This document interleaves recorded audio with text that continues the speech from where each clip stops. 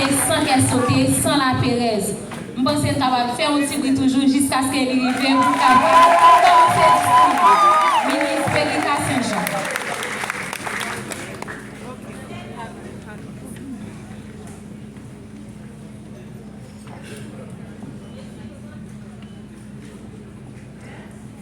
De la poussière, il relève les pauvres. Du fumier, il relève l'indigent. Oui, c'est bon Dieu qui t'a enlevé moi. Yes.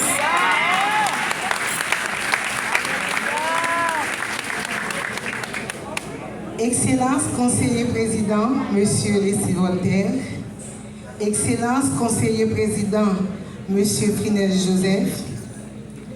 Monsieur le délégué départemental des Cayes, Monsieur le commissaire du gouvernement des Cayes, Madame la mairesse des Cayes, de Torbec et de Tempérin, Mesdames les conseillères électorales, Monsieur le bâtonnier du barreau des Cayes, Madame la représentante de l'ONU Femmes en Haïti, Madame la représentante de l'Alliance, Mesdames, Messieurs les membres du cabinet de la ministre,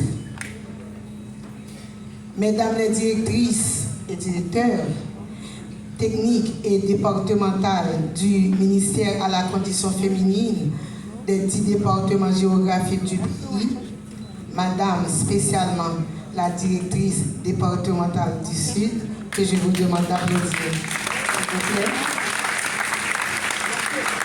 Mesdames, Messieurs les autorités publiques des 10 départements, Monsieur le représentant de l'ambassade de Chine, Taïwan,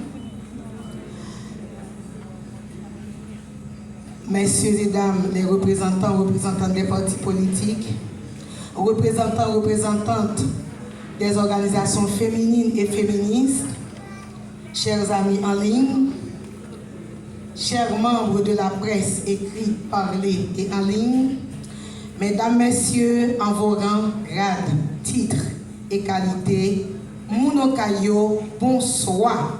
Bonsoir.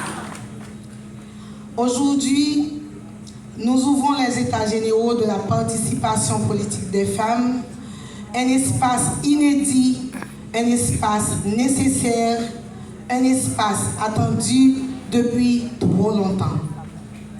Un espace où la République d'Haïti accepte enfin de se regarder en face, où elle reconnaît ses manquements, ses retards, ses contradictions, où elle doit assumer ses responsabilités envers plus de la moitié de sa population, les femmes d'Haïti, actrices essentielles de la vie nationale, mais trop souvent reléguées aux marges du pouvoir. Les États généraux, dis-je, sont un mouvement de vérité, un mouvement de courage, un mouvement de justice et de transformation profonde. Un mouvement qui refuse le silence, qui refuse l'invisibilité, qui refuse l'exclusion. Un mouvement qui affirme que la démocratie ne peut plus avancer en laissant la moitié du pays derrière elle. Un pays ne peut se construire en laissant ses femmes de côté. Haïti ne pourra jamais réaliser son potentiel, renforcer ses institutions, ni bâtir une démocratie solide tant que les femmes ne seront pas pleinement présentes dans la vie publique. Une démocratie sans femmes est une démocratie amputée. Une politique sans femmes est une politique dénaturée. Et des institutions sans femmes sont des institutions déséquilibrées.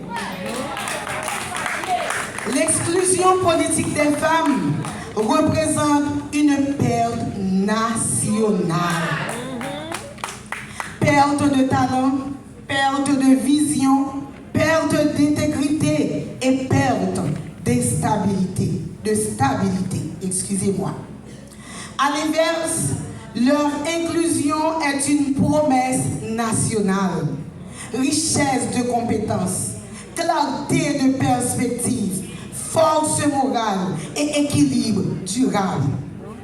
C'est ainsi que la République pourra enfin se tenir debout, entière et légitime.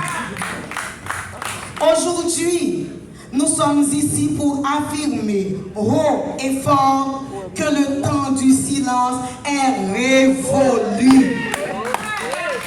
Fini l'invisibilisation, fini les barrières, fini les prétextes qui ont trop longtemps freiné l'élan des femmes haïtiennes. Leur voix doit résonner dans chaque espace de décision.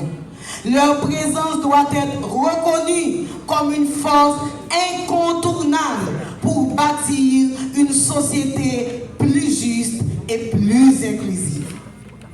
Haïti ne peut se reconstruire sans ces femmes.